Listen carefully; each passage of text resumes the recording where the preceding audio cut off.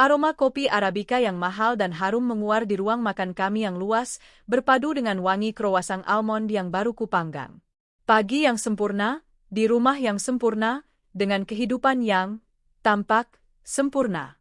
Aku, Arini Wijaya, tersenyum lembut sambil menuangkan kopi ke cangkir porselen milik Bima, suamiku. Hati-hati, Mas, masih panas, kataku, suaraku terdengar begitu lembut, begitu penuh perhatian. Bima, yang duduk di seberang meja marmer seharga ratusan juta, hanya bergumam. Matanya terpaku pada tablet di tangannya, membaca berita bisnis. Atau mungkin, membaca pesan dari dia. Senyumku tak goyah. Nanti malam ada pertemuan dengan klien dari Jepang, jangan lupa. Jas warna navy kesukaan Mas sudah Embok siapkan di kamar ganti, lanjutku, memainkan peranku sebagai istri pendukung yang sempurna. Jawabnya lagi. Singkat, Arini, sepertinya akhir pekan ini aku harus ke Surabaya lagi. Ada audit mendadak di kantor cabang. Disinilah letak kebohongannya. Surabaya. Kota itu sekarang menjadi sandi untuk pertemuannya dengan perempuan itu. Gunditnya. Istri yang dia nikahi diam-diam di lain kota, berharap aku tak akan pernah tahu. Lagi, Mas, kasihan sekali suamiku ini, sibuk terus. Aku bangkit, berjalan menghampirinya, dan memijat pelan bahunya yang kaku. Jaga kesehatan, ya. Jangan sampai sakit. Bima tampak sedikit terkejut dengan kelembutan ekstra dariku. Beberapa bulan terakhir, aku memang sengaja menjadi lebih baik, lebih melayani, lebih penurut. Dia mengira aku sedang berusaha menjadi istri yang lebih baik untuknya. Dia mengira aku bahagia. Bodoh. Dia tidak tahu bahwa setiap sentuhanku kini terasa dingin, bahkan saat aku tersenyum paling manis.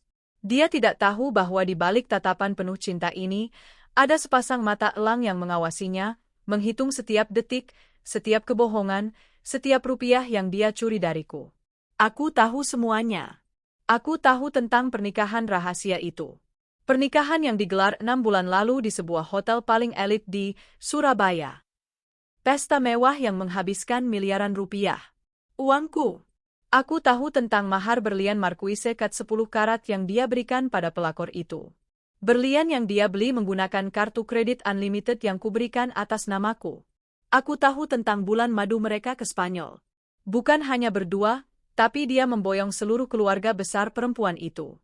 Ibu, ayah, dan adik-adiknya, semua berpesta pora di Madrid dan Barcelona. Menggunakan uangku. Uang istri sahnya yang sedang sibuk mengurus perusahaan di sini, mengira suaminya sedang bekerja keras. Sungguh ironis. Pria yang dulu kutemui sebagai staf rendahan di divisi keuangan, pria yang datang padaku hanya dengan pakaian yang melekat di badan, kini merasa seperti raja. Aku ingat jelas hari itu. Bima yang dulu. Pria sederhana, baik, perhatian, penyabar, dan penuh kasih. Aku jatuh cinta pada kebaikannya, bukan pada hartanya, karena dia memang tak punya apa-apa. Akulah yang punya segalanya. Dan karena cinta, aku mengangkatnya. Kuberi dia jabatan tinggi di perusahaanku, kuberi dia akses ke duniaku, kuberi dia kemewahan yang tak pernah dia impikan. Dan seperti klise murahan, kemewahan itu meracuninya. Dia lupa siapa dirinya. Dia menjadi sombong, arogan, dan semaunya sendiri. Dia mengira aku, Arini Wijaya, CEO dari Wijaya Corp, adalah wanita bodoh yang bisa dia kelabui dengan mudah. Dia salah besar. Mas, panggilku lagi, kali ini dengan nada manja yang sengaja ku buat-buat. Dia akhirnya mengangkat wajah dari tabletnya. Ya, sayang. Aku hanya ingin bilang, aku cinta sekali sama Mas. Aku mencium pipinya. Pipinya tegang. Dia merasa bersalah? Atau dia merasa jijik karena harus berpura-pura di depanku setelah semalaman mungkin bertukar pesan mesra dengan istrinya yang lain? Aku tidak peduli. Aku juga cinta kamu, Arini, katanya. Suaranya datar. Kebohongan yang sangat payah. Aku tersenyum, senyum yang menyimpan ribuan pisau. Habiskan kopinya. Nanti dingin. Aku kembali ke tempat dudukku, mengunyah kroasangku dengan elegan.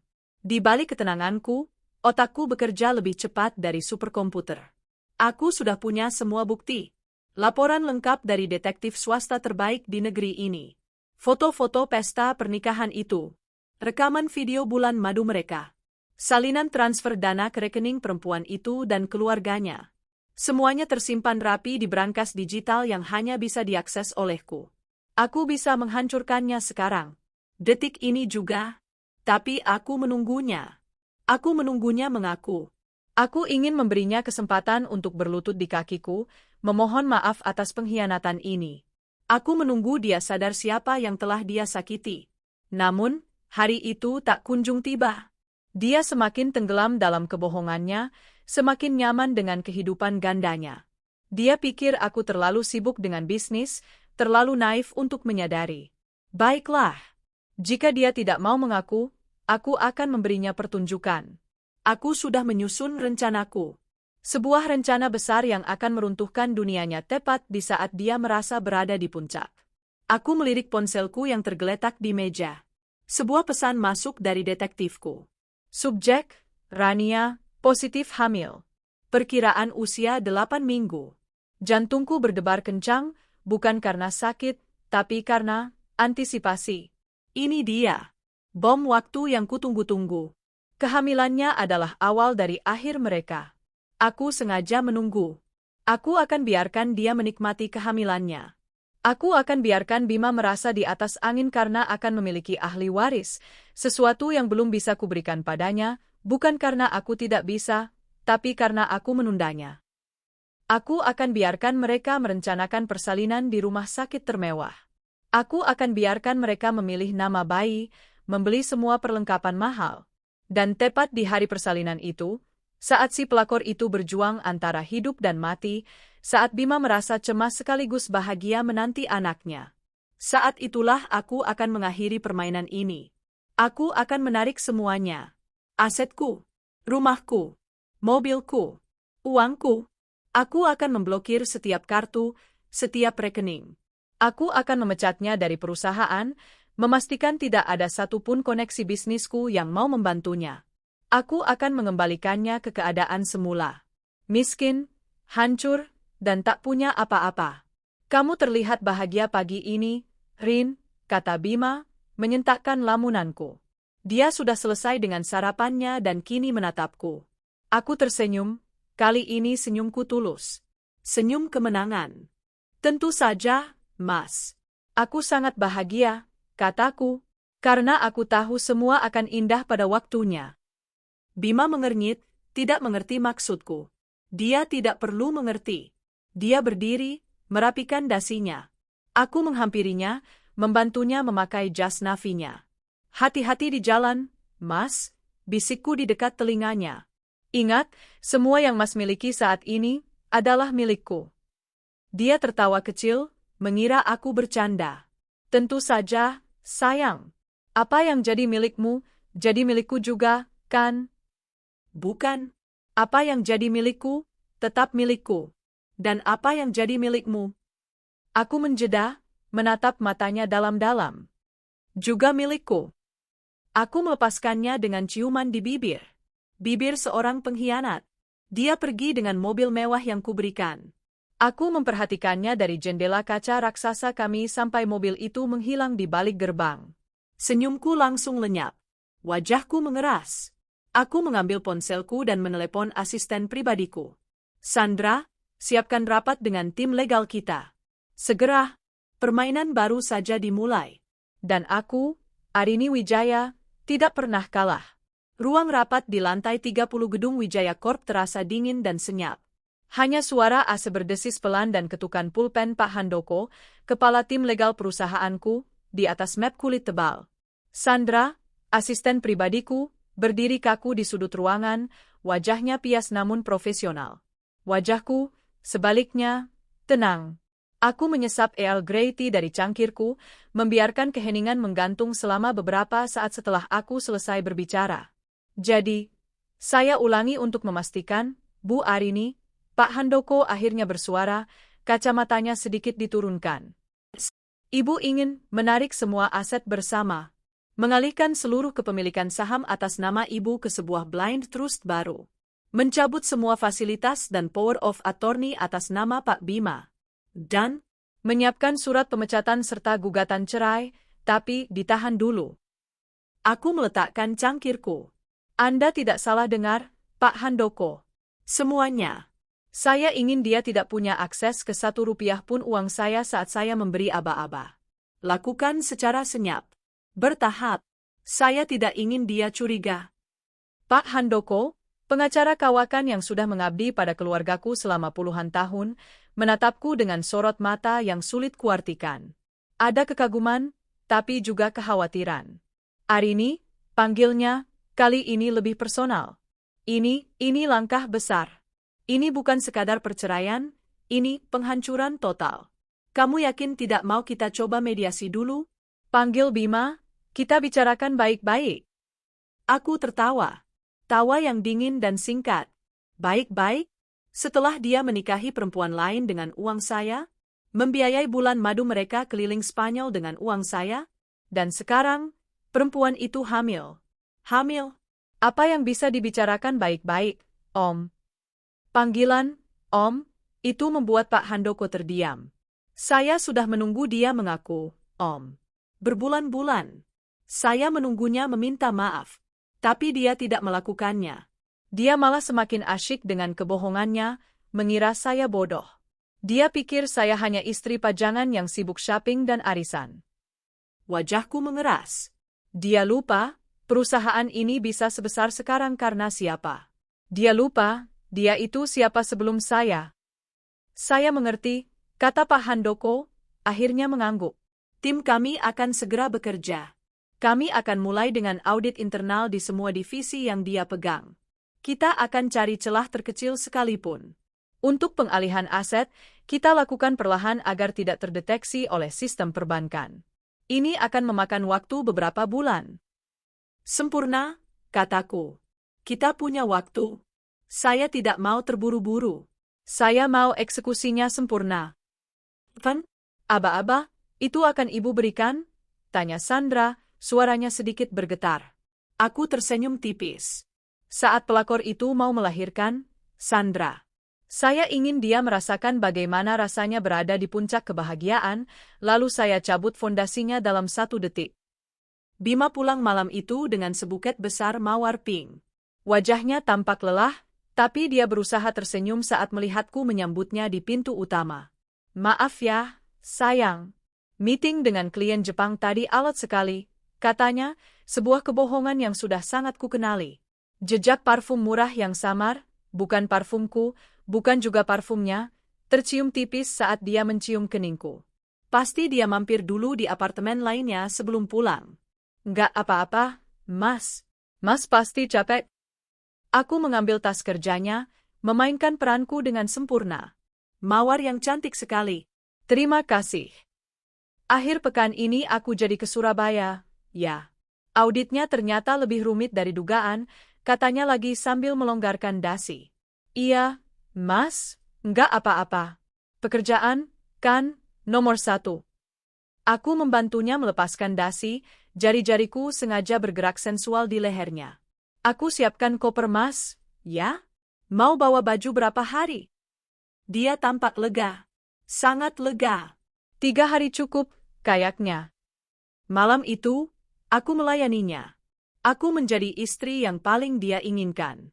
Aku memasak makan malam kesukaannya, mendengarkan semua keluh kesahnya, yang penuh kebohongan, tentang pekerjaan, dan menemaninya di kamar tidur. Dia tertidur pulas setelahnya, mendengkur pelan. Lelah setelah bekerja keras. Aku, sebaliknya, terjaga. Aku memandangi wajahnya di bawah temaram lampu tidur. Wajah pria yang dulu kucintai dengan tulus. Pria yang dulu baik dan penyabar. Kemana perginya Bimaku yang dulu? Apa dia sudah mati terkubur tumpukan uang dan kesombongan? Rasa sakit itu masih ada, tentu saja. Pengkhianatan selalu menyakitkan. Tapi rasa sakit itu sudah tertutup oleh sesuatu yang lebih besar, kemarahan yang dingin dan kalkulasi yang matang. Kamu sendiri yang memilih ini, Mas, bisikku pada pria yang tertidur itu. Jumat pagi, aku membantunya berkemas. Kumasukkan kemeja-kemeja terbaiknya. Jangan lupa oleh-oleh spikunya, ya, Mas, kataku sambil tersenyum manis. Pasti, sayang. Dia menciumku, ciuman yang terasa hampa. Aku mengantarnya sampai teras. Mobil sedan mewah, milikku, sudah menunggunya. Hati-hati di jalan, Mas. Aku bakal kangen banget, ujarku, nyaris terdengar tulus. Dia tersenyum lebar, senyum seorang pria yang merasa berhasil menipu istrinya. Dia melambai dan mobil itu melaju. Begitu mobilnya hilang dari pandangan, senyumku lenyap. Aku berbalik, masuk ke dalam rumah. Sandra, panggilku lewat intercom. Bagaimana laporan dari Surabaya? Sudah masuk, Bu. Detektif kita mengirim foto baru. Aku duduk di ruang kerjaku. Layar besar di depanku menyala, menampilkan email dari detektifku. Foto-foto Bima dan Rania, si pelakor itu, di sebuah mal mewah di Surabaya. Mereka tampak bahagia. Rania, dengan perut yang mulai sedikit membuncit, menunjuk-nunjuk perlengkapan bayi di etalase toko high-end. Bima mengusap perut itu dengan sayang. Mereka tertawa. Tertawalah, batinku. Tertawalah selagi kalian bisa. Bersenang-senanglah dengan uangku. Beli semua yang kalian inginkan. Aku melihat rincian tagihan kartu kredit unlimited atas nama Bima yang masih terhubung ke rekening utamaku untuk saat ini.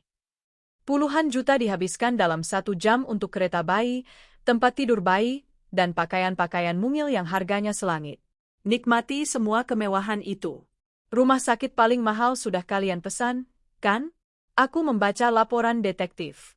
Ya, Rania sudah memesan kamar VVIP paling mahal di rumah sakit swasta termewah di kota itu. Dia ingin melahirkan seperti seorang ratu. Bagus, gumamku. Sangat bagus. Aku menutup email itu dan beralih ke dokumen legal yang dikirimkan Pak Handoko. Draft pengalihan aset. Satu persatu, aku menandatanganinya secara digital. Setiap tanda tangan adalah satu langkah mendekati kehancurannya. Aku sengaja menjadi lebih baik, lebih manis, lebih perhatian. Agar Bima semakin lengah. Agar dia semakin merasa aman dalam perselingkuhannya. Aku biarkan dia terbang tinggi. Semakin tinggi dia terbang membawa pelakornya, semakin mudah aku melihatnya. Dan semakin keras suara jatuhnya nanti. Permainan ini masih panjang. Dan aku adalah ratu yang mengendalikan semua bidaknya. 7 bulan berlalu bagaikan satu tarikan napas panjang yang tertahan. Di luar, musim berganti. Di dalam diriku, kebencian telah mengkristal menjadi berlian yang tajam dan sempurna. Perut Rania semakin membesar di Surabaya, seiring dengan egonya. Dan di Jakarta, senyumku semakin lebar dan manis, seiring dengan menipisnya kesabaran Bima terhadap drama kehamilan istri mudanya. Aku telah menjadi aktris terbaik di panggung sandiwara yang kubuat sendiri. Sayang, kamu baik sekali, kata Bima suatu malam, sekitar sebulan sebelum hari H dia baru saja pulang dari perjalanan bisnis 3 harinya. Wajahnya kuyu, tampak jelas dia lelah meladeni tuntutan perempuan hamil. Aku sedang menyajikan sup buntut favoritnya. Aroma rempahnya memenuhi ruang makan. Tentu saja aku baik, Mas. Kamu suamiku. Aku mengusap pipinya. Justru aku yang khawatir. Mas terlihat capek sekali. Proyek di Surabaya itu pasti berat sekali, ya? Wajahnya langsung berubah. Rasa bersalah, atau mungkin jengkel, melintas sekilas. Ah, ya berat sekali, Rin. Auditnya tidak selesai-selesai. Banyak masalah. Tentu saja berat, batinku. Meladeni 2 istri di 2 kota berbeda. Apalagi yang satu sedang hamil besar dan menuntut. Aku baru saja transfer dana lagi ke rekening Mas, kataku lembut, seolah itu hal sepele. Aku lihat tagihan kartu kredit Mas bulan ini besar sekali. Pasti banyak biaya operasional tak terduga di sana, ya? Enggak apa-apa, pakai saja. Yang penting pekerjaan Mas lancar. Mata Bima terbelalak. Dia mengecek ponselnya, melihat notifikasi transfer. Jumlahnya fantastis. Cukup untuk membeli 1 unit apartemen studio. Dia menatapku, mencari-cari. Mungkin dia mencari tanda curiga. Tapi yang dia temukan hanyalah wajah istri yang lugu, penuh dukungan, dan bodoh. Arin, dia tampak kehilangan kata-kata. Terima kasih, sayang. Aku janji, setelah proyek ini selesai, Aku akan ambil cuti panjang. Kita liburan berdua. Kemanapun kamu mau. Aku nggak butuh liburan, Mas. Aku cuma butuh Mas di sini. Aku tersenyum. Tapi kalau Mas harus kerja keras di luar kota demi masa depan kita, aku dukung penuh. Bima memelukku erat. Sangat erat. Kamu memang istri terbaik, Rin. Aku memejamkan mata di bahunya. Bukan, Bima. Aku bukan istri terbaik. Aku adalah algojo yang sedang mengasah kapaknya. Uang yang baru saja kutransfer adalah umpan terakhir. Umpan terbesar. Detektifku melaporkan bahwa Rania, di usia kehamilan 8 bulan, tiba-tiba menginginkan rumah baru.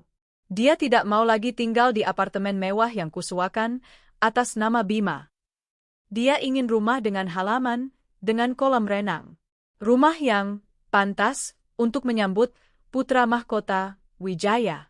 Dan Bima, yang sudah terlanjur basah, terpaksa menurut. Uang transferan dariku itu langsung dia gunakan sebagai uang muka KPR rumah mewah atas nama Rania di kawasan elit Surabaya. Dia pikir dia pintar, menyamarkan pembelian itu lewat KPR agar tidak terlalu mencolok di laporan keuanganku. Dia tidak tahu bahwa bank tempat dia mengajukan KPR itu adalah salah satu anak perusahaan Wijaya Corp. Dia tidak tahu bahwa direktur bank itu adalah orang kepercayaanku. Permohonan KPR-nya disetujui dalam hitungan jam. Bima merasa dia adalah raja. Dia berhasil memiliki segalanya. Istri kaya yang bodoh di Jakarta, dan istri muda yang cantik di Surabaya yang sebentar lagi memberinya anak. Dia tidak tahu, tanda tangannya di dokumen KPR itu adalah tanda tangan di atas surat kehancurannya sendiri. Rumah itu, seperti semua aset lainnya, akan menjadi milikku. Sementara Bima sibuk menina-bobokkan pelakornya, aku sibuk memindahkan bidak-bidak caturku. Semua sudah siap, Bu Arini.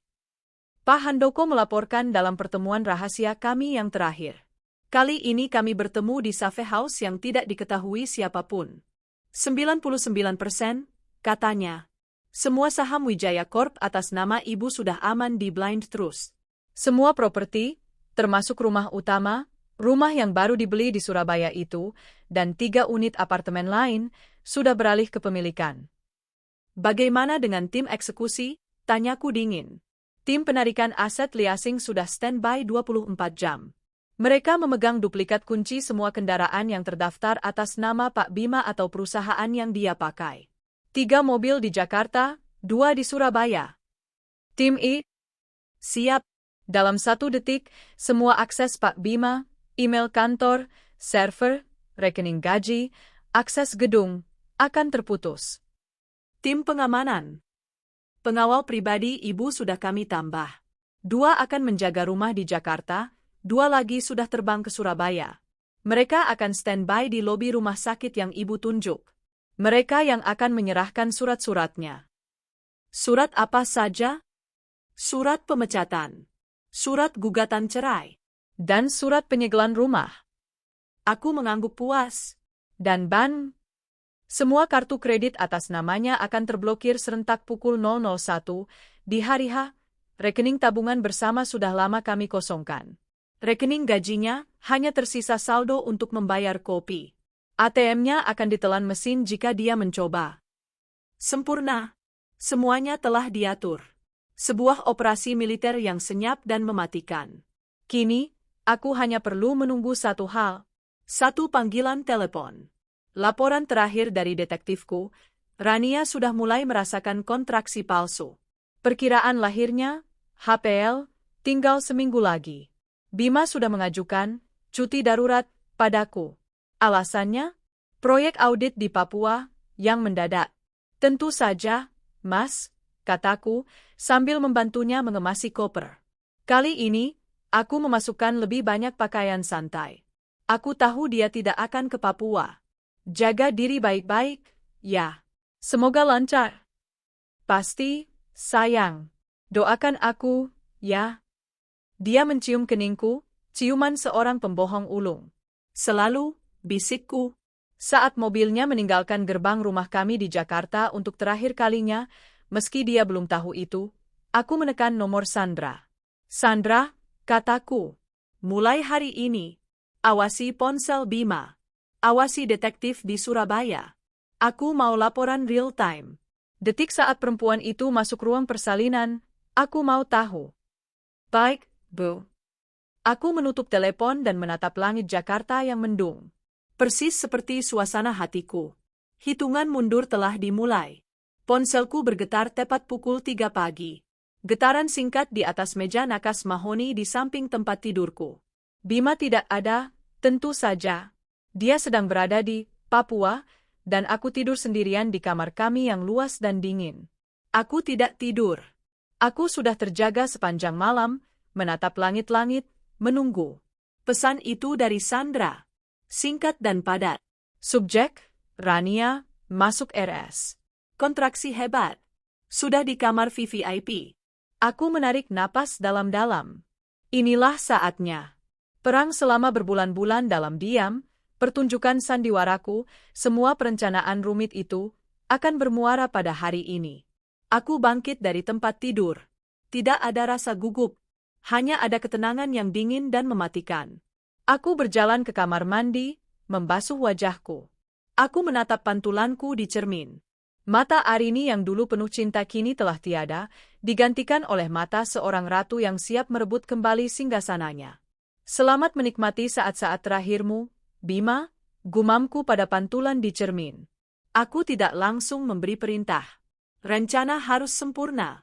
Aku ingin Bima merasakan puncak kebahagiaan terlebih dahulu. Aku ingin dia memegang bayi itu. Aku menyeduh teh chamomile dan duduk di balkon apartemenku, menatap Jakarta yang mulai menggeliat. Aku menunggu. Pukul 7.30 WIB, Rumah Sakit Elit, Surabaya. Bima merasa seperti raja dunia. Dia duduk di sofa kulit empuk di dalam kamar VVIP yang lebih mirip suite hotel presiden. Rania sedang didorong ke ruang bersalin, dia menjerit-jerit manja, tapi Bima tahu itu semua sepadan. Mas, nanti bayinya harus yang terbaik ya. Susunya, bajunya. Aku nggak mau dia pakai baju lokal, pekik Rania di antara kontraksi. Iya, sayang. Tenang. Semua sudah Mas siapkan. Bima menenangkan, hatinya membuncah bangga. Dia akan menjadi seorang ayah. Ayah dari seorang putra. Ahli warisnya. Dia melirik ponselnya. Ada pesan yang belum dibaca dari Arini, dikirim tengah malam. Mas, jaga kesehatan di Papua. Aku di sini baik-baik saja. Love you. Bima tersenyum miring. Bodoh. Wanita itu terlalu sibuk dengan pekerjaannya, terlalu naif. Dia tidak sadar bahwa suaminya sedang menorehkan sejarah baru. Permisi, Pak Bima, seorang perawat senior masuk dengan ramah. Dokter bilang pembukaannya cepat. Sebentar lagi, Bapak boleh masuk untuk menemani. Bagus. Lakukan yang terbaik. Saya tidak mau istri saya kesakitan, katanya dengan nada memerintah. Soal biaya, jangan khawatir. Beri yang paling mahal, yang terbaik. Paham? Baik, Pak. Tentu, Pak. Bima tertawa dalam hati. Hidup ini indah. Dia memiliki istri kaya yang bodoh di Jakarta sebagai mesin ATM-nya, dan istri muda yang cantik di Surabaya yang memberinya keturunan. Dia telah memenangkan permainan ini. Pukul 8.45 WIB, ruang bersalin. Selamat, Pak. Putranya lahir. Sehat, tampan sekali, seru dokter. Bima meneteskan air mata. Dia melihat bayi merah yang sedang dibersihkan itu. Anaknya. Darah dagingnya. Dia memotong tali pusar dengan tangan bergetar. Jagoan Papa? Bisiknya. Dia merasa lengkap. Dia adalah pria sukses. Dia kaya. Dia seorang ayah. Dia tak terkalahkan. Pukul 8.46 WIB, Penthouse, Jakarta. Ponselku bergetar lagi. Laporan dari detektifku yang menyamar sebagai staf kebersihan di RS itu. Bayi lahir. Laki-laki. Subjek, Bima, sedang menangis bahagia. Inilah saatnya. Puncak kebahagiaan. Titik tertinggi sebelum jatuh ke jurang terdalam. Aku mengangkat gagang telepon amanku, menekan nomor Pak Handoko. Pagi, Om. Pagi, Arini. Saya sudah menunggu. Eksekusi, kataku, suaraku datar. Sekarang. Laksanakan. Telepon ditutup. Aku berdiri, berjalan ke ruang kerjaku. Aku menyalakan layar monitor raksasaku yang terhubung ke sistem internal Wijaya Corp. 1 detik. Nama Bima Pratama, Direktur Operasional, masih hijau. 2 detik. Aku menekan tombol refresh. Namanya berubah menjadi merah. Akses ditolak. 3 detik. Aku refresh lagi. Namanya hilang. Lenyap dari sistem. Seolah dia tidak pernah ada. Aku tersenyum. Operasi militer telah dimulai. Di Ban, tim IT telah menekan tombol freeze di semua rekening yang terhubung dengannya. Di perusahaan leasing, tim eksekusi sudah menyalakan mesin truk derek mereka menuju rumah sakit dan rumah baru di Surabaya. Di ponsel Bima, kartu kredit virtual dan e-wallet yang terhubung ke perusahaanku menguap begitu saja. Permainan berakhir. Pukul 9.15 WIB Administrasi RS, Surabaya. Setelah mencium kening Rania dan bayinya, Bima berjalan keluar dari kamar VVIP dengan dada membusung. Seorang staf administrasi menghampirinya dengan senyum manis dan sebuah tablet. Sekali lagi selamat, Pak Bima. Sungguh kebahagiaan yang luar biasa, kata staf itu. Sesuai prosedur, kami perlu menyelesaikan administrasi untuk paket persalinan VVIP Deluxe dan perawatan suite presidennya. Total deposit awal? Bima mengibaskan tangannya, tertawa kecil. Nggak perlu sebut angkanya, Mbak. Saya tahu itu mahal. Ini, katanya, dengan sombong mengeluarkan kartu kredit Black Card tak terbatas yang kuberikan padanya. Gesek saja. Unlimited itu. Staf itu mengambil kartu itu, tersenyum, dan menempelkannya ke mesin EDC. Beep, beep, beep. Senyum staf itu sedikit memudar. Maaf, Pak. Ditolak. Alis Bima bertaut. Apa? Nggak mungkin. Jaringannya jelek kali. Coba lagi. Staf itu mencoba lagi. Masih ditolak, Pak? Bima mulai jengkel. Itu kartu unlimited. Coba gesek, jangan ditap. Staf itu menggesek kartu hitam itu. Ditolak. Connection error? Bukan, Pak. Tulisannya, declined by issuer. Kartu diblokir. Wajah Bima memerah. Sombongnya berganti jadi malu. Mustahil. Arini baru transfer saya. Oke, pakai yang ini. Dia merogoh dompetnya lagi, mengeluarkan kartu Platinum Visa, juga dariku. Staf itu menggeseknya. Ditolak, Pak. Sama. Pakai debit saya, bentaknya, mulai panik. Dia menyerahkan kartu debit dari rekening gaji perusahaan. Staf itu memasukkannya ke mesin. Mengetik jumlah. Menunggu. Maaf, Pak. Saldo tidak mencukupi. Dunia Bima serasa berhenti berputar. Saldo apa? Teriaknya, membuat beberapa orang di lobi menoleh. Gaji saya baru masuk kemarin. Di sini tertulis, saldonya, maaf, Rp37.000, Pak, kata staf itu, kini menatap Bima dengan curiga. Enggak mungkin. Sistem kalian error. Bima merampas ponsel mahalnya. Jantungnya berdebar kencang. Dia membuka aplikasi mobile bankingnya. Login gagal. User ID atau password salah. Dia mencoba lagi. Login gagal. Akun Anda diblokir. Silakan hubungi cabang terdekat. Keringat dingin mulai membanjiri pelipisnya. Sistem error. Pasti error, teriaknya. Dia mencoba membuka email kantornya untuk menelepon bagian keuangan Wijaya Corp. Akun tidak ditemukan. Enggak. Bima terduduk di kursi lobi. Napasnya terengah-engah. Staf administrasi tadi kini menatapnya tanpa senyum. Pak Bima, tagihan rumah sakit ini harus dibayar. Jika tidak, kami tidak bisa memindahkan istri dan bayi Bapak ke kamar rawat inap VVIP. Mereka akan tetap di ruang observasi. Saya? Bima kebingungan. Dia melihat sekeliling. Orang tengah memandangnya. Pria yang beberapa menit lalu adalah raja, kini tampak seperti pengemis. Pikirannya buntu. Dia tidak bisa menghubungi bank. Dia tidak bisa menghubungi kantor. Hanya ada satu orang yang bisa dia hubungi. Satu-satunya orang yang selalu menyelamatkannya. Dengan tangan gemetar hebat, Bima mencari nama, Arini, istriku, di kontaknya. Dia menekan tombol panggil.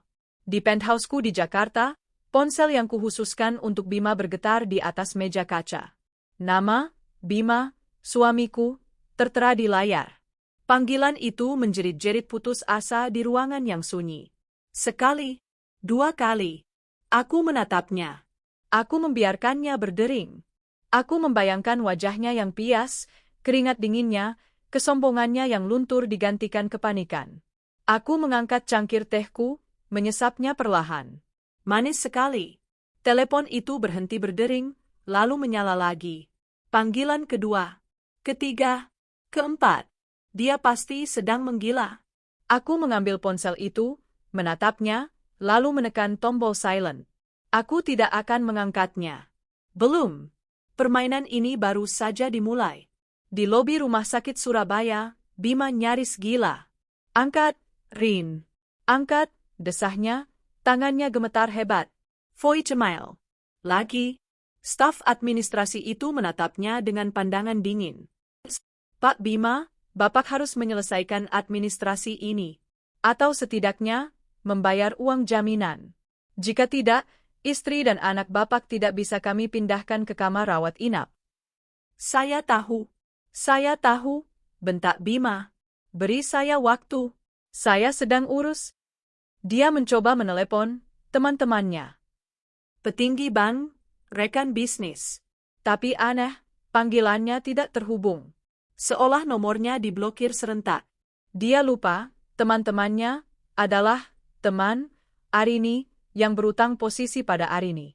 Dia mencoba menelepon keluarganya, ibu dan adik-adiknya, untuk pamer kelahiran putranya sekaligus meminjam uang darurat. Nomor tidak terdaftar. Dia lupa. Keluarganya sedang berlibur di Spanyol, menikmati sisa-sisa uang bulan madunya dulu, dengan kartu dan fasilitas yang juga sudah kucabut dari Jakarta. Ponsel mereka terisolasi. Kepanikan Bima berubah menjadi teror. Mas Bima. Sebuah suara melengking datang dari lorong. Rania, didorong di kursi roda oleh perawat, wajahnya pucat dan marah. Dia tidak dibawa ke kamar VVIP, tapi ke ruang observasi umum. Mas, kenapa kita di sini? Ini panas. Bau obat. Kamarku mana? Aku kan sudah pesan suite VVIP. Racau Rania, tidak peduli pada tatapan orang. Sabar, sayang, sabar. Ada masalah teknis sedikit, gagap Bima. Masalah apa? Aku baru melahirkan, Mas. Aku butuh istirahat. Bayar sekarang. Aku mau pindah. Rania mulai menangis. Pak, kata perawat yang mendorong Rania, suaranya tegas. Ibu tidak bisa pindah sebelum administrasi lunas. Dan bayi Bapak tidak bisa kami berikan sebelum ada pelunasan. Mata Bima terbelalak. Apa? Kalian menahan anak saya? Itu prosedur, Pak, kata staf administrasi tadi, kini didampingi 2 petugas keamanan rumah sakit. Total tagihan sementara untuk persalinan dan deposit kamar, 90 juta rupiah. Bima merasa lututnya lemas. 90 juta? Uang di dompetnya hanya sisa 300.000 rupiah. Saya akan kembali, kata Bima, suaranya bergetar. Saya akan ke bank. Ambil uang tunai. Pasti ada yang salah dengan sistem. Staf itu menatapnya tanpa ekspresi. Baik, Pak. Kami tunggu. Tapi, maaf, sesuai prosedur, bayi Bapak harus kami tahan di ruang inkubator khusus sebagai jaminan sampai pembayaran lunas. Jaminan? Pekik Rania. Kamu gila? Kamu mau jadikan anak kita jaminan? Mas Bima, lakukan sesuatu. Kamu kan direktur. Kamu kan kaya. Bima menatap Rania. Lalu menatap bayi merah di dalam box bayi yang baru saja didorong perawat lain. Lalu menatap staf administrasi dan petugas keamanan. Dia kalah. Jaga dia. Jaga anak saya, kata Bima, suaranya pecah. Malu, marah, dan takut bercampur aduk. Saya akan segera kembali dengan uangnya. Dia berbalik, berjalan cepat keluar dari lobi rumah sakit, mengabaikan jeritan Rania yang memanggil-manggil namanya. Mas Bima, jangan tinggalkan aku. Mas? Bima berlari ke parkiran VVIP. Napasnya memburu. Dia harus pergi dari neraka ini. Dia harus ke bank. Atau dia harus ke rumah baru mereka. Pasti masih ada uang tunai di brankas kecil yang disimpannya di sana. Dia menekan tombol remote kunci mobil Alphard putih, milik perusahaan, fasilitas dariku, yang biasa dia gunakan di Surabaya. Tidak ada suara. Tidak ada lampu yang menyala. Dia menekan lagi. Panik. Dia sampai di spot parkir VVIP tempat dia memarkir mobilnya tadi pagi. Kosong. Mobilnya hilang. Tidak ada. Bima bergumam. Cari ini, Pak? Sebuah suara berat menyapanya. Seorang pria berjaket leasing berdiri di samping truk derek yang terparkir tak jauh dari situ. Di belakangnya, mobil Alphard putih itu sudah terpasang di kaitan. Mobil saya. Kamu mau mencurinya, ya? Teriak Bima. Pria itu tertawa. Mencuri? Saya hanya menjalankan tugas, Pak. Penarikan aset atas nama PT Wijaya Corp. Ada tunggakan, oh, bukan. Bukan tunggakan. Perintah langsung dari pemilik aset, katanya sambil menunjukkan surat perintah penarikan yang sah. Selamat pagi, Pak. Truk derek itu menyalakan mesinnya. Bima mencoba menghalangi, tapi dua pria lain keluar dari truk, mendorongnya minggir. Bima jatuh terduduk di aspal parkiran yang panas. Dia melihat mobilnya ditarik menjauh. Kini dia tidak punya apa-apa. Tidak ada kartu kredit. Tidak ada uang tunai. Tidak ada mobil. Dia benar-benar hancur. Tapi dia masih punya satu harapan. Rumah. Rumah baru yang dia beli dengan uangku. Dia harus ke sana. Dengan sisa uang di sakunya, dia berlari ke depan rumah sakit, menyetop ojek online, dan berteriak menyebutkan alamat perumahan elit itu. Perjalanan 30 menit itu terasa seperti selamanya. Pikirannya kalut. Ini pasti mimpi buruk. Ini pasti kesalahan. Nanti Arini pasti telepon balik. Dia pasti akan membereskan ini. Ojek berhenti di depan gerbang klaster mewah. Bima berlari masuk, menuju rumah nomor 7. Rumah impian Rania. Dari kejauhan, dia melihatnya. Gerbang besinya tertutup rapat. Dan ada sesuatu di gerbang itu. Bukan pita merah untuk rumah baru. Sebuah spanduk putih besar terbentang. Aset ini disegel oleh pemilik sah. PT Wijaya Corp. Tidak. Bima berlari, menggedor-gedor gerbang itu. Keluar. Siapa di dalam? Ini rumah saya. Saya yang beli. Dua pria tegap berseragam safari hitam, pengawalku, keluar dari pos keamanan kecil di samping rumah. Maaf, Pak. Bapak tidak bisa masuk.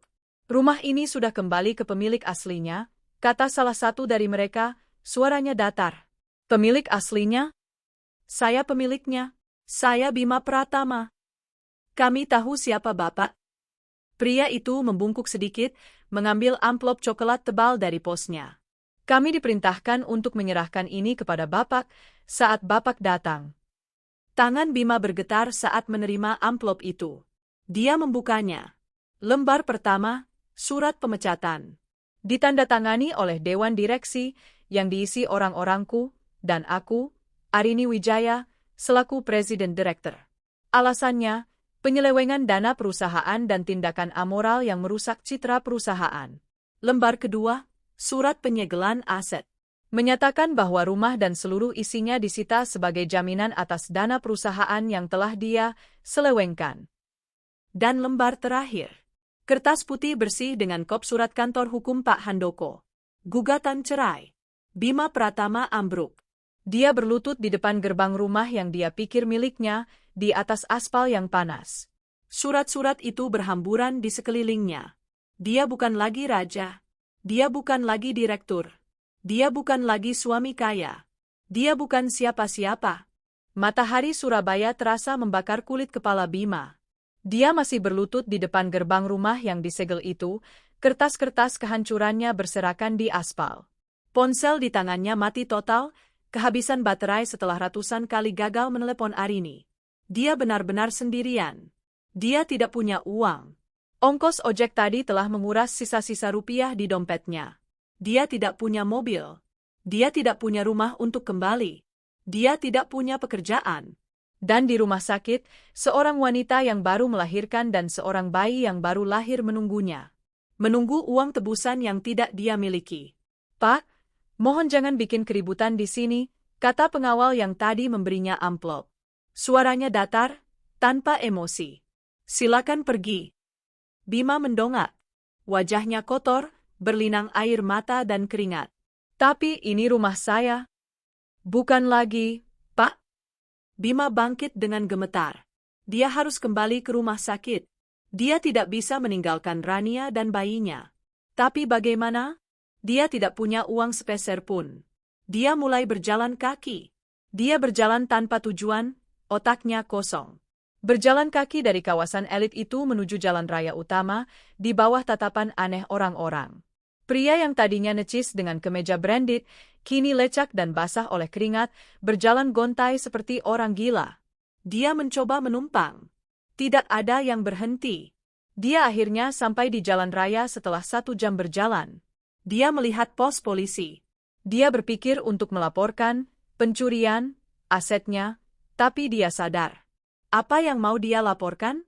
Bahwa aset yang dibeli dari uang istri sahnya disita kembali oleh istri sahnya? Dia putus asa. Dia teringat satu hal. Di tas kerjanya yang dia bawa-bawa, di kantong rahasia, dia selalu menyimpan uang tunai darurat. Uang dari Arini, tentu saja. Dia merobek tasnya. Ada 5 juta rupiah. Uang yang dia siapkan untuk jajan Rania. Itu tidak cukup untuk membayar tagihan rumah sakit, tapi cukup untuk membawanya pergi dari neraka ini. Kemana? Jakarta. Dia harus bertemu Arini. Dia harus bersujud, meminta maaf. Dia yakin, Arini yang lugu, yang mencintainya, akan luluh jika dia memohon. Arini akan membereskan kekacauan ini. Dia akan bilang ini semua salah paham. Dia menyetop taksi, langsung menuju bandara. Dia membeli tiket go-show termahal yang bisa dia dapatkan dengan sisa uangnya. Selama 2 jam penerbangan, Bima menyusun skenario di kepalanya. Dia akan menangis. Dia akan bilang dia dijebak oleh Rania. Dia akan bilang dia terpaksa, dia hilaf. Dia akan bilang Rania mengancamnya. Dia akan bilang anak itu bukan anaknya. Ya, Arini pasti akan memaafkannya. Dia mencintai Bima. Pesawat mendarat di Jakarta. Dia langsung naik taksi ke rumah utama mereka. Rumahku. Pukul 4 sore. Bima sampai di depan gerbang megah yang sudah sangat dia kenal. Dia turun dari taksi, dia berjanji akan bayar di dalam, karena uangnya sudah habis. Pak Udin, teriaknya pada satpam yang berjaga. Pak Udin, yang sudah bekerja puluhan tahun untuk keluargaku, keluar. Tapi dia tidak membukakan gerbang. Pak Bima, sapanya, wajahnya kaku. Ya, saya, Pak, bukakan gerbang. Saya mau ketemu Bu Arini. Maaf, Pak. Perintah dari Ibu. Pak Udin menggeleng. Bapak tidak boleh masuk. Apa? Saya ini suaminya. Ini rumah saya. Bukan lagi, Pak.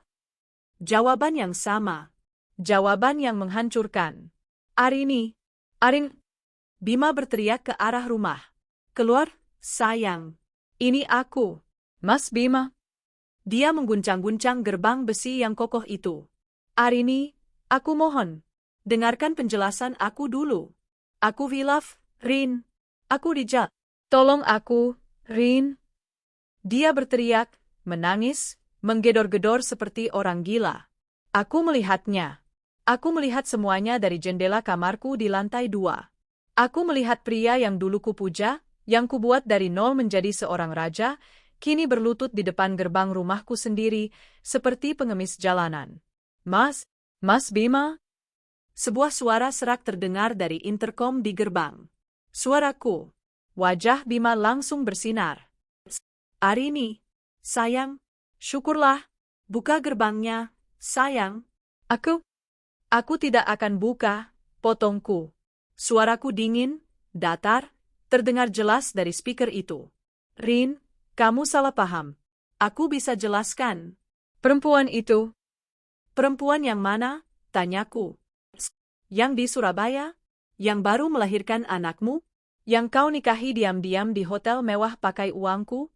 Yang kau belikan mahar berlian pakai kartu kreditku? Yang kau ajak bulan madu ke Spanyol dengan keluarganya juga pakai uangku? Setiap kata adalah tusukan. Tubuh Bima membeku. Dia tahu? Dia tahu semuanya, gumam Bima, pucat pasi. Aku tahu, lanjutku dari interkom. Aku tahu sejak hari pertama kamu membelikannya apartemen. Sejak hari pertama kamu mentransfer uang perusahaan ke rekening pribadinya. Aku tahu semuanya, Bima. Rin, Kamu pikir aku bodoh? Kamu pikir aku naif? Suaraku meninggi, tapi tetap terkendali. Kamu pikir wanita yang membangun perusahaan ini dari nol bisa kamu kelabui? Bima ambruk. Dia bersujud di aspal panas di depan gerbang. Dia menangis meraung-raung. Maafkan aku, Rin. Ampun, aku salah. Aku dibutakan. Aku mohon, Rin, beri aku kesempatan kedua. Aku akan ceraikan dia. Aku akan tinggalkan dia. Tapi tolong jangan begini. Dia menangis. Tangisan yang dulu selalu meluluhkan hatiku. Tangisan yang dulu ku percaya tulus. Aku tertawa. Tawa kering tanpa humor. Kesempatan kedua, kataku. Kesempatan kedua untuk apa? Untuk mengkhianatiku lagi? Untuk merampokku lagi? Tidak, Rin. Sumpah. Aku butuh uang, Rin. Akhirnya dia mengaku. Mereka menahan anakku di rumah sakit. Aku nggak bisa bayar. Kartuku diblokir. Rumahku disegel. Aku dipecat. Rin, tolong kali ini saja pinjami aku uang. Nanti aku ganti. Jadi ini intinya. Dia datang bukan untukku. Dia datang untuk uangku. Untuk menyelamatkan perempuan itu dan anaknya. Hatiku yang sudah beku, kini terasa membara oleh amarah terakhir. Kamu datang ke sini, setelah semua yang kamu lakukan, masih berani meminta uang padaku. Aku mohon, Rin, atas nama cinta kita dulu. Cinta? Aku tertawa lagi. Cintamu palsu, Bima. Sama seperti janjimu. Sama seperti tangisanmu sekarang. Aku diam sejenak. Aku melihatnya merangkat, menciumi gerbang. Menjijikkan. Pak Handoko, aku berbicara ke speaker lain, memanggil kepala pengawalku. Ya, Bu. Keluarkan dia dari properti saya. Dia mengganggu. Baik, Bu. Gerbang itu tidak terbuka, tapi gerbang kecil di sampingnya terbuka. Pak Handoko keluar bersama dua pengawal lainnya. Bima, pergi. Jangan paksa kami berbuat kasar, kata Pak Handoko. Enggak, saya enggak mau pergi. Saya mau ketemu istri saya. Arini. Bima meronta saat para pengawal itu memeganginya. Mereka menyeretnya. Sopir taksi, teriak Pak Handoko pada sopir yang menunggu. Pergi, tidak ada yang akan bayar. Sopir taksi itu memaki-maki, tapi dia langsung tancap gas meninggalkan Bima. Bima dilempar begitu saja ke pinggir jalan di luar kompleks. Dia sendirian. Di Jakarta. Tanpa uang. Tanpa ponsel. Tanpa siapa-siapa. Dia menatap gerbang rumahku yang tertutup rapat. Aku berdiri di balik jendela, menatapnya. Dia bangkit, tertatih-tatih. Dia tahu dia sudah kalah. Dia mulai berjalan gontai, entah kemana. Aku tidak merasa kasihan. Aku tidak merasa apa-apa. Tegak. Babak pertama balas dendamku selesai. Langit Jakarta mulai berubah warna dari oranye senja menjadi ungu gelap. Bima terduduk di trotoar yang kotor di luar kompleks perumahan megahku, beberapa meter dari pos Satpam. Pak Udin, Satpam yang dulu selalu membukakan gerbang untuknya dengan hormat, kini menatapnya dengan pandangan lurus, seolah Bima adalah sampah yang tak terlihat. Dia lapar. Dia haus. Dia hancur. Tangisan Arini, bukan, tawa dingin Arini, masih terngiang di telinganya. Dia tahu semuanya. Semua rencananya, semua skenario memelasnya, hancur berantakan. Arini yang dia kenal, yang lembut dan penurut, telah hilang, digantikan oleh ratu yang kejam dan penuh perhitungan. Dan dia baru saja dilempar keluar dari istananya. Dia tidak punya apa-apa. Ponselnya mati. Uang tak sepeser pun. Di Surabaya, seorang wanita dan bayinya yang baru lahir menunggunya. 90 juta, kata staf rumah sakit. Uang yang dulu terasa seperti recehan baginya, kini menjadi angka yang mustahil. Dia harus kemana? Dia tidak punya teman. Semua temannya adalah teman Arini, orang-orang yang menjilatnya karena posisinya di Wijaya Corp. Sekarang dia bukan siapa-siapa, mereka pasti akan membuangnya. Hanya ada satu tempat, satu-satunya tempat yang tersisa di dunia ini. Rumah ibunya. Jantungnya mencelos. Ibunya dan adik-adiknya. Mereka sedang berlibur di Spanyol, menikmati kemewahan yang dia berikan. Dia teringat betapa bangganya dia saat mentransfer uang Arini, untuk perjalanan mereka. Mas, apa ini nggak apa-apa? Bu Arini tahu, tanya adiknya, Sinta, dengan ragu. Tahu, bohong Bima. Rin, dia sibuk. Dia nggak peduli hal-hal kecil begini. Pakai saja. Nikmati. Kapan lagi keluarga kita bisa liburan mewah? Sekarang, pikiran itu terasa seperti tamparan. Bagaimana jika Arini juga memblokir fasilitas mereka? Dia harus ke sana. Dia harus ke rumah ibunya. Letaknya di Bintaro, tidak terlalu jauh, tapi tidak mungkin dicapai dengan berjalan kaki. Dia butuh uang. Dia melihat jam tangan di pergelangan tangannya. Rolex emas, hadiah ulang tahun pernikahan dari Arini. Dulu dia memakainya dengan bangga. Sekarang, itu adalah satu-satunya asetnya. Dia bangkit, berjalan tertatih-tatih menjauh dari kompleks. Dia menemukan warung rokok di pinggir jalan. Pak, maaf, mau jual jam, katanya dengan suara serak. Penjaga warung itu menatapnya dari atas ke bawah. Pria berpenampilan necis tapi kotor dan putus asa. Jual jam? Sini lihat. Bima melepaskan jam itu. Ini Rolex asli, Pak. Saya jual cepat saja. Butuh uang. Pria itu menimbangnya di tangan, menatapnya dengan curiga. Asli dari mana? Kelihatan bagus, tapi saya berani bayar 500.000. 500? Bima nyaris berteriak. Jam ini bernilai 500.000. Pak, ini asli. Saya butuh setidaknya. Ya sudah, kalau nggak mau. Saya curiga ini barang curian, kata pria itu, hendak mengembalikan. Jangan. Bima panik. Baik, ambil 500.000 saja. 5 menit kemudian, dia keluar dari warung itu dengan 5 lembar uang 100 ribuan yang lecak. Dia menjual 500.000 untuk 500.000 rupiah. Dia menggunakan uang itu untuk menyetop ojek online yang lewat, membayar tunai di muka. Bintaro, Pak. Sektor 9, katanya. Perjalanan itu terasa seperti neraka. Dia memeluk pinggang tukang ojek, menahan tangis dan rasa malunya. Pria yang terbiasa duduk di kursi kulit Alphard yang dingin, kini harus menghirup asap knalpot dan debu jalanan. Pukul 9 malam, dia sampai di depan rumah masa kecilnya. Rumah sederhana tipe 45 di sebuah jalan yang tenang. Dia membayar ojek dan berjalan ke pintu dengan lutut gemetar. Aneh. Lampu depan mati, tapi dia mendengar suara orang-orang di dalam. Suara teriakan.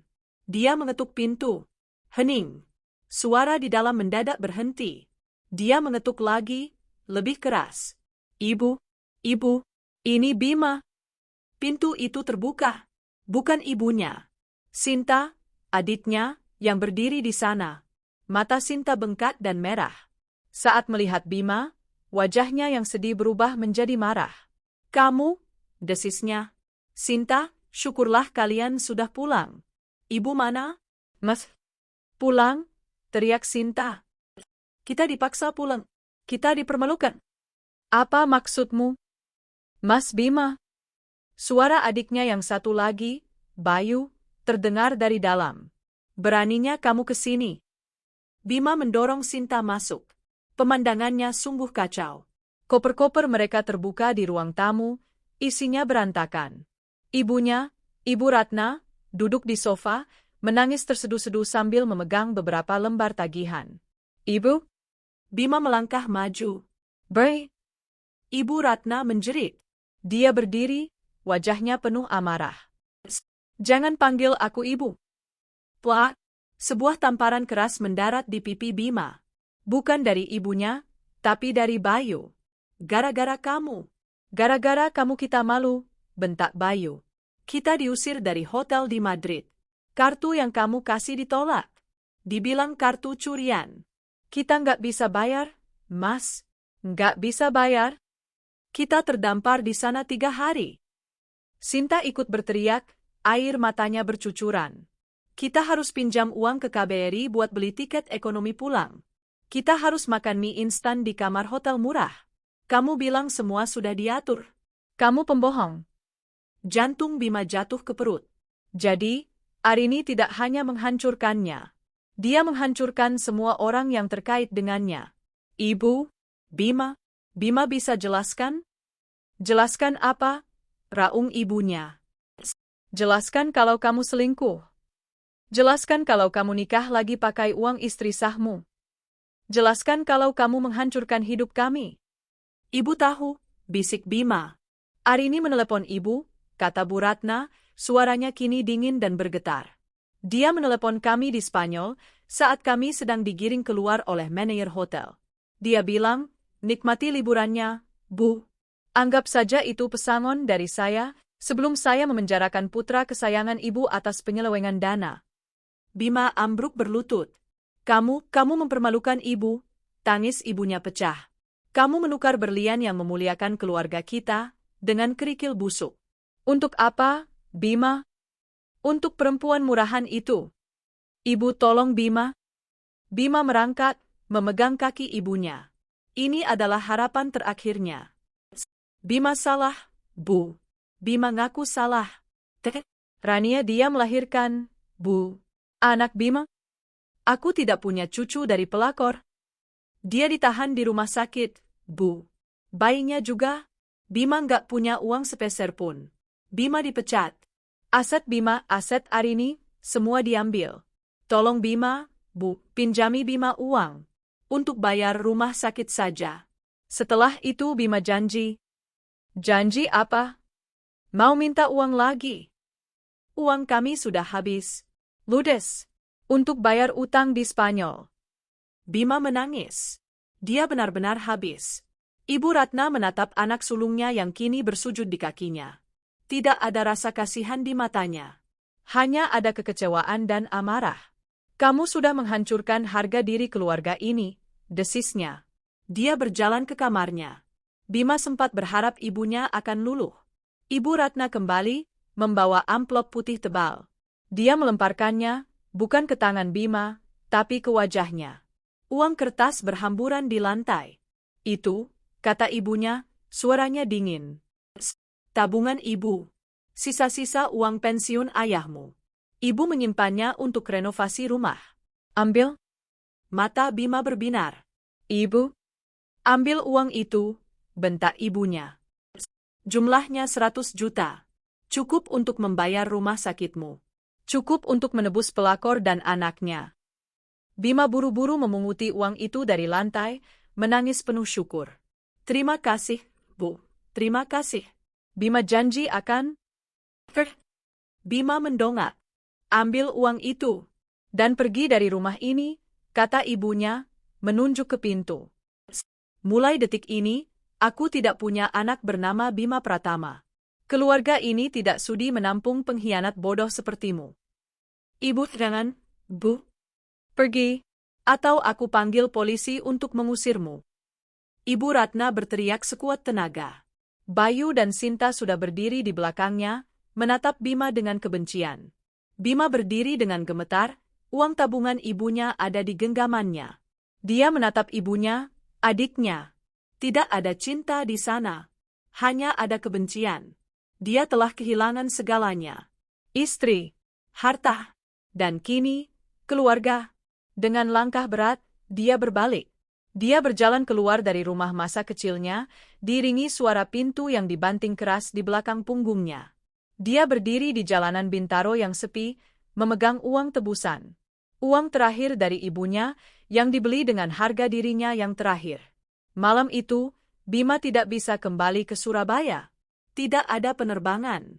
Dia menghabiskan malam di musala bandara, memeluk tas berisi uang tunai 100 juta rupiah, uang darah dari ibunya. Dia tidak tidur. Dia tidak bisa. Setiap kali dia memejamkan mata, wajah Arini yang tertawa dingin, wajah ibunya yang penuh amarah, dan tagihan rumah sakit yang menjulang berkelebat di benaknya. Pukul 5 pagi, dia membeli tiket penerbangan pertama ke Surabaya. Dia tidak lagi peduli dengan kelas bisnis. Dia membeli tiket ekonomi termurah, duduk terjepit di antara penumpang lain, bau keringat dan kekalahan menguar dari tubuhnya. Dia, Bima Pratama, Direktur Wijaya Corp, kini terbang seperti rakyat jelata yang paling hina. Dia mendarat di Surabaya pukul 7:30 pagi. Dia tidak berani naik taksi bandara yang mahal. Dia berjalan kaki keluar area bandara, mencari ojek pangkalan. Rumah sakit Royal, Pak, katanya. Sepanjang perjalanan, dia melihat kota yang seharusnya menjadi kerajaan barunya. Kota tempat dia menyimpan gundiknya, tempat dia akan memulai dinasti barunya. Kini, kota itu terasa seperti penjara. Dia sampai di lobi rumah sakit pukul 9. Penampilannya, kemeja branded yang lecak, wajah kotor, rambut acak-acakan, dan mata merah, membuat petugas keamanan menatapnya curiga. Saya mau ke administrasi, desis Bima, berjalan cepat ke konter. Staf administrasi yang kemarin masih ada di sana, menatapnya tanpa terkejut. Pak Bima, Bapak kembali. Saya mau bayar, bentak Bima, lebih keras dari yang dia niatkan. Dia melempar tasnya ke meja. Ini, uangnya, 100 juta. Staf itu dengan tenang mengambil uang tunai itu, membawanya ke mesin penghitung. Total tagihan sampai hari ini Rp92.500.000, Pak. Untuk persalinan, kamar observasi Ibu Rania, dan perawatan bayi. Bayar. Bayar saja. Baik, Pak. Silakan tunggu. 15 menit yang terasa seperti selamanya, staf itu kembali dengan kwitansi lunas dan sisa uang tunai Rp7,5 juta. Sudah lunas, Pak. Istri dan bayi Bapak sedang disiapkan untuk pulang. Pulang? Bima tertegun. Pulang kemana? Tentu saja pulang, Pak. Bapak sudah melunasi tagihannya. Tapi istri saya baru melahirkan. Ibu Rania sudah dalam kondisi stabil untuk rawat jalan, Pak. Dan dia bersikeras ingin segera pulang sejak kemarin. Bima mengerti. Rania pasti menderita di kamar observasi umum. Dia mengambil sisa uang itu, satu-satunya uang yang dia miliki di dunia, dan memasukkannya ke saku. Dia berjalan ke lorong. Di sana, Rania sudah duduk di kursi roda, wajahnya pucat dan penuh amarah. Dia tidak terlihat seperti ratu yang Bima kenal. Dia terlihat biasa, lelah dan bengkak. Di pelukannya, sebuah bungkusan kain berisi bayi yang sedang tidur. Mas Bima, pekit Rania saat melihatnya. Kamu kemana saja? Kamu ninggalin aku di neraka ini. Aku tidur di kamar umum, Mas. Bau. Panas. Kamu? Diam, desis Bima. Rania tertegun. Ini pertama kalinya Bima membentaknya. Kita pergi dari sini, kata Bima, suaranya serak. Dia tidak membantu mendorong kursi roda. Dia berjalan di depan, dan perawat yang mendorong Rania. Mereka sampai di lobi. Mobil mana, Mas? Kamu bawa mobil apa? Jangan bilang Alphard kemarin. Aku nggak mau. Pesan taksi silver aja. Aku nggak mau orang lihat kita keluar dari RS pakai mobil jelek, cerocos Rania. Bima berhenti di depan pintu lobi yang otomatis terbuka. Panas Surabaya langsung menerpa wajahnya. Mobil kita ditarik, kata Bima pelan. Ditarik? Maksudnya? Rumah kita, lanjut Bima, suaranya bergetar, disegel. Rania tertawa. Kamu bercanda apa sih, Mas? Nggak lucu. Ayo cerita.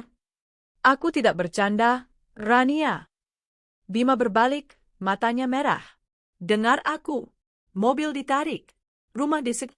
Kartu kreditku diblokir. Aku dipecat. Rania menatapnya. Bayi di pelukannya sedikit menggeliat. Dipecat?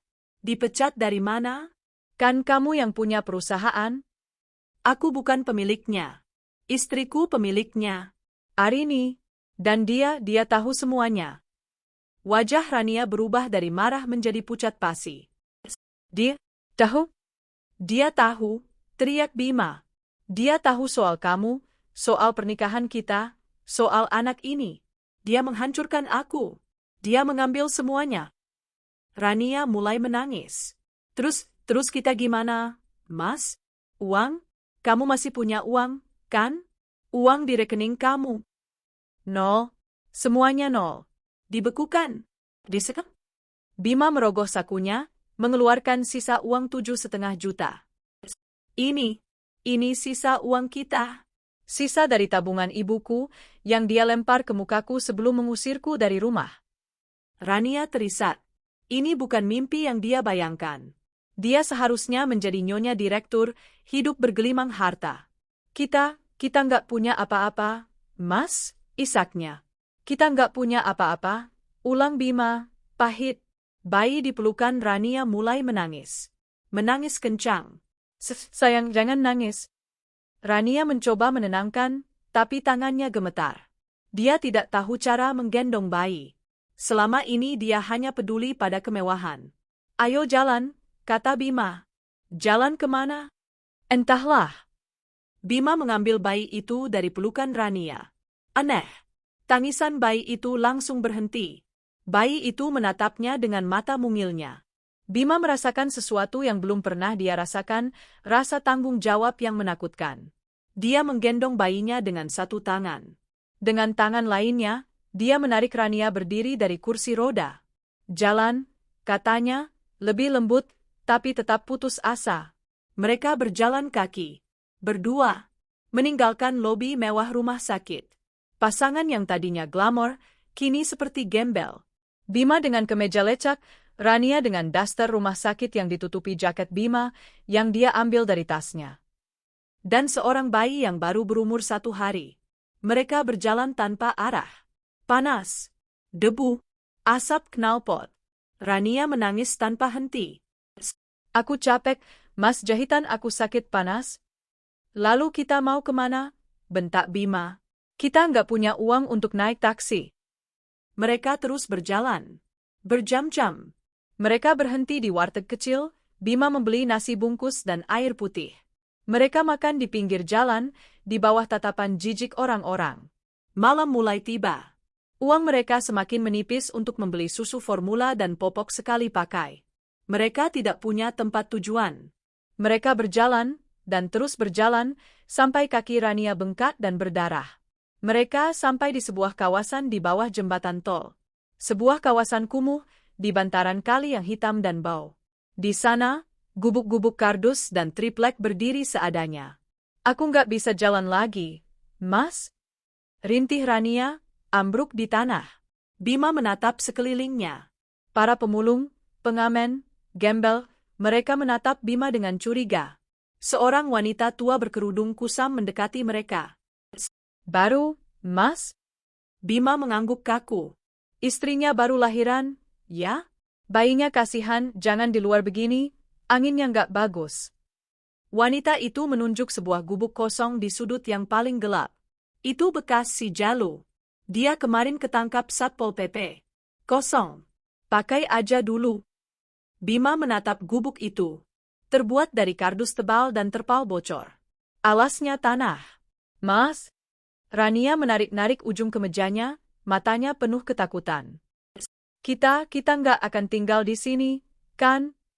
Bima menatap Rania. Lalu menatap bayi di gendongannya, yang tertidur pulas, tidak menyadari takdirnya. Dia tidak menjawab.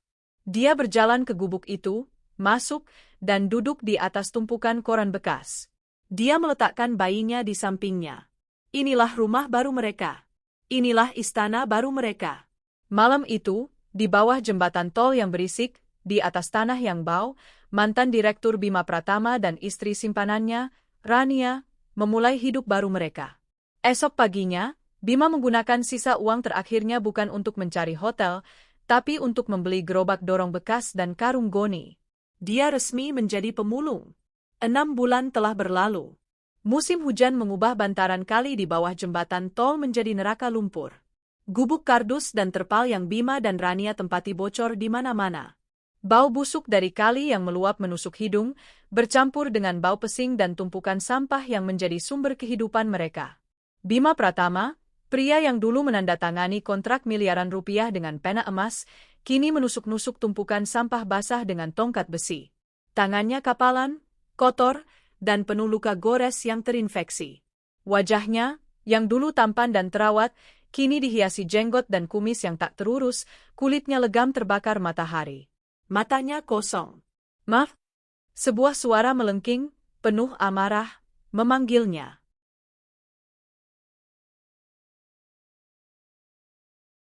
Bima menoleh. Rania, yang sedang duduk di depan gubuk, membanting-banting panci gosong. Susunya habis. Kamu dengar enggak? Fajar nangis terus. Fajar, putra mereka. Bayi mungil yang tidak berdosa itu kini kurus, kulitnya penuh bintik merah biang keringat, dan dia batuk-batuk tanpa henti. Rania sendiri tidak lebih baik. Rambutnya yang dulu indah kini gimbal dan kusam.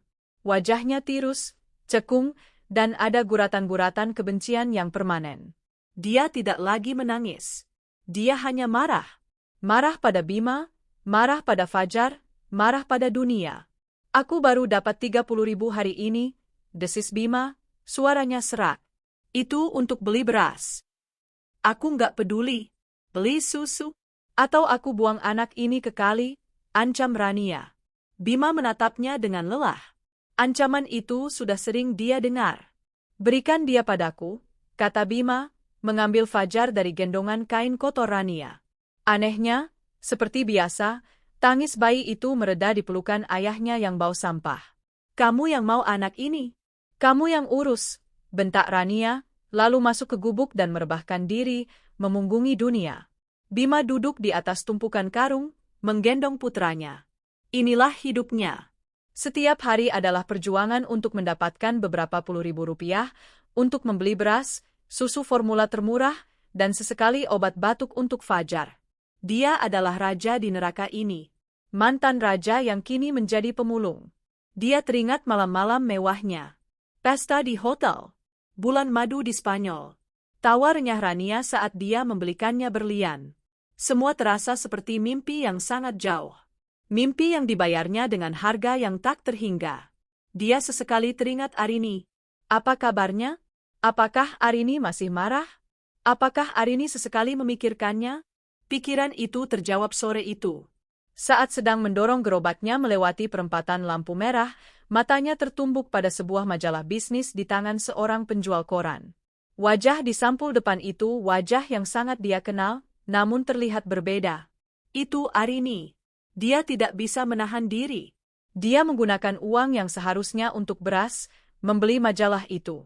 Dia kembali ke gubunya. Rania sudah tidur mendengkur, kelelahan setelah memaki-maki. Di bawah cahaya lampu temaram dari jalan tol di atas, Bima membuka majalah itu. Judulnya terpampang besar, Ratu Wijaya Corp.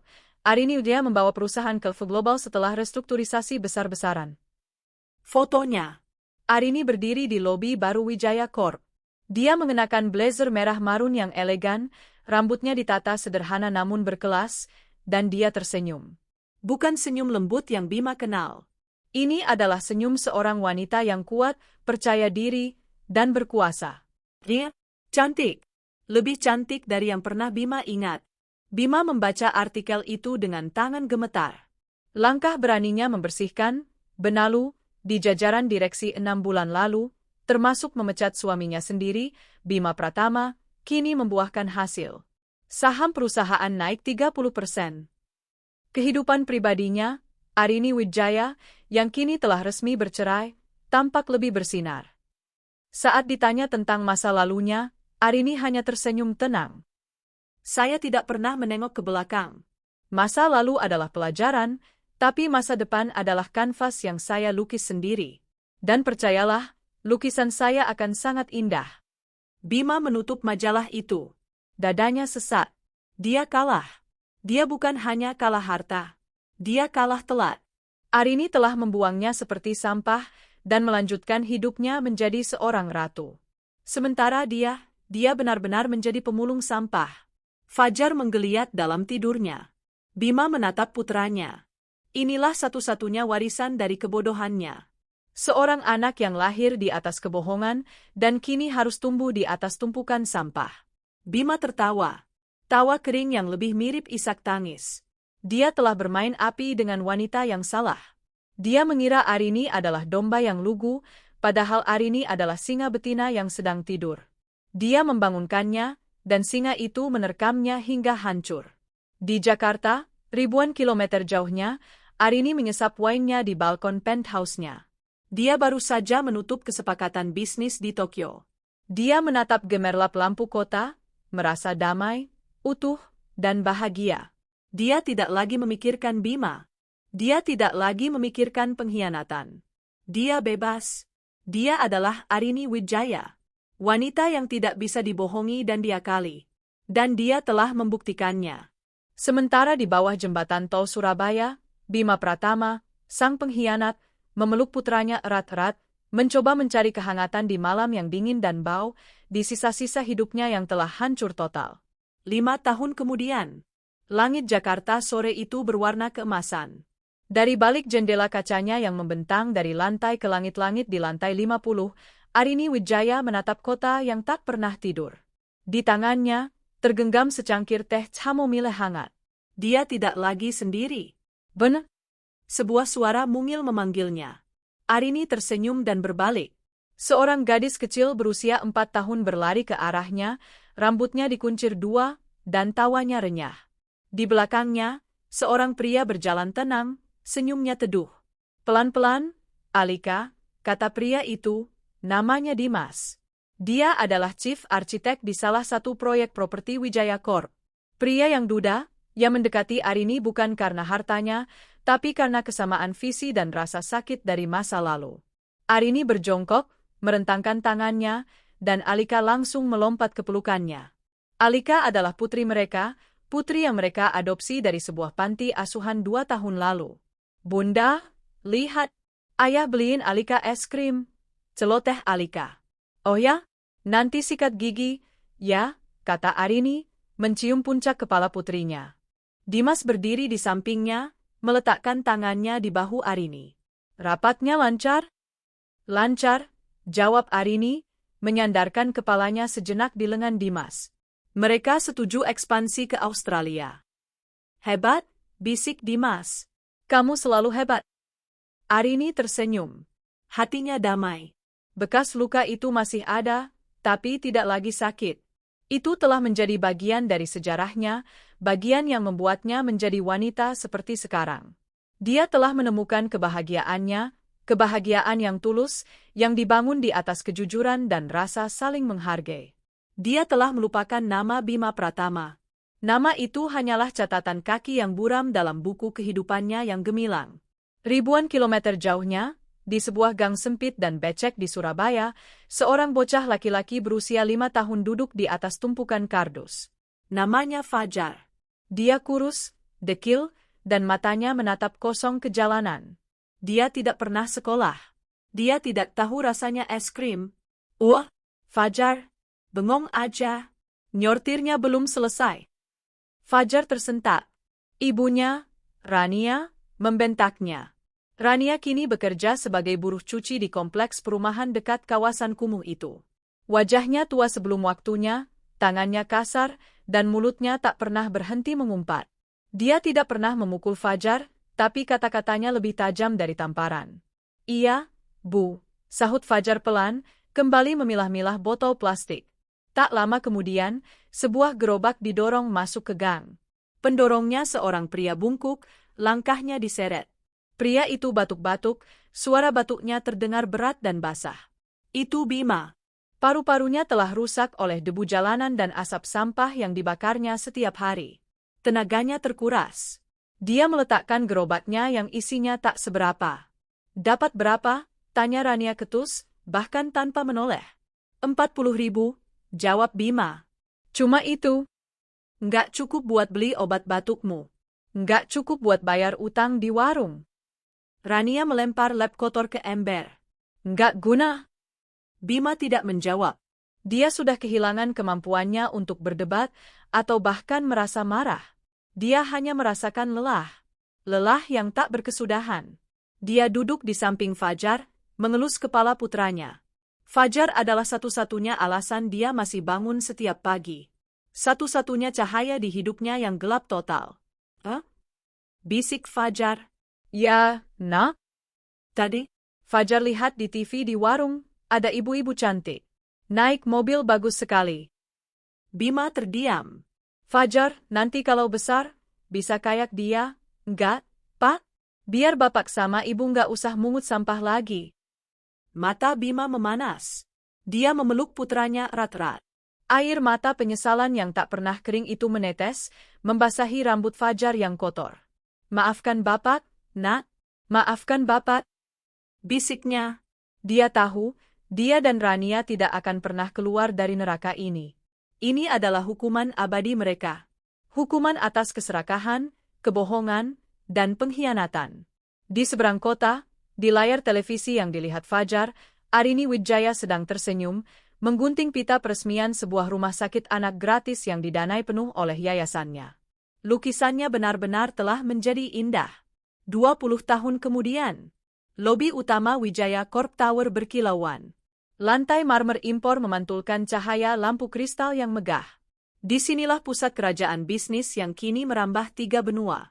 Seorang pria muda berusia 25 tahun berdiri tegap di depan lift. Dia mengenakan kemeja batik slim fit yang rapi dan celana bahan. Penampilannya bersih, profesional, namun matanya memancarkan ketajaman yang tak biasa. Namanya Fajar. Dia bukan lagi bocah dekil dari kolong jembatan.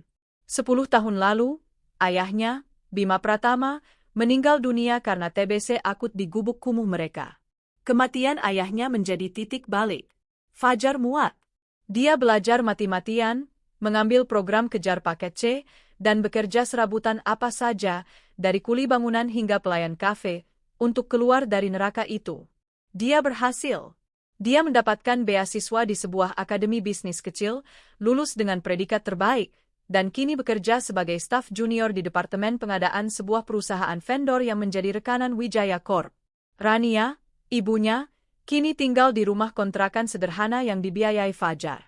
Wanita itu tidak lagi mencuci. Tapi mulutnya masih sama pahitnya, dan setiap hari dia meracuni Fajar dengan cerita masa lalu, tentang bagaimana Arini Wijaya menghancurkan hidup mereka dan mencuri takdir mereka. Fajar tahu nama itu. Dia telah mematri nama itu di otaknya. Lift berdentang. Fajar masuk, membaur dengan karyawan lain. Dia ada di sini untuk rapat vendor. Rapat berjalan lancar. Fajar lebih banyak diam, mengamati, dan mencatat. Saat rapat selesai dan dia berjalan keluar dari ruangan, dia melewati sebuah koridor yang disebut Hall of Founders. Di dinding, terpajang potret-potret besar. Matanya langsung terkunci pada satu potret. Wanita di foto itu tampak berusia 60-an, namun masih memancarkan aura kekuasaan dan keanggunan yang luar biasa. Senyumnya tenang. Arini Wijaya.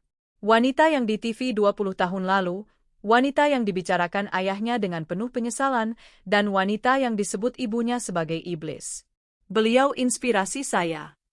Sebuah suara lembut terdengar di sampingnya. Fajar menoleh. Seorang wanita muda seusianya, mungkin sedikit lebih muda, berdiri di sampingnya, ikut menatap potret itu. Wanita itu cantik, dengan aura cerah dan pendidikan tinggi yang tak bisa disembunyikan. Ibu saya, lanjut wanita itu, tersenyum ramah. Dia membangun semua ini dari nol. Sebenarnya, dari kehancuran. Fajar merasakan jantungnya berdebar kencang. Ibu? Anda? Ah, iya. Saya Alika. Wanita itu mengulurkan tangan. Saya mengurus yayasan di sini. Anda pasti dari vendor rekanan, kan? Saya lihat Anda di ruang rapat tadi. Fajar menjabat tangan itu. Dingin. Fajar, jawabnya singkat. Fajar, Alika mengulang namanya. Senang bertemu dengan Anda. Semoga kita bisa bekerja sama dengan baik. Alika tersenyum sekali lagi, lalu berjalan anggun menyusuri koridor, meninggalkan Fajar yang masih mematung. Fajar, putra seorang pemulung, baru saja berjabat tangan dengan Alika, putri angkat seorang ratu. Dua dunia yang seharusnya tidak pernah bersentuhan, kini telah bertemu. Fajar menatap kembali potret Arini. Lalu dia menatap tangannya sendiri, tangan yang baru saja dijabat Alika. Dia telah berhasil masuk. Dia akhirnya berada di dalam gerbang istana. Dia berbalik, berjalan menuju lift, bukan dengan kebencian, tapi dengan sebuah rencana. Sebuah senyum tipis yang dingin, yang sangat mirip dengan senyum seseorang 20 tahun lalu, terukir di bibirnya.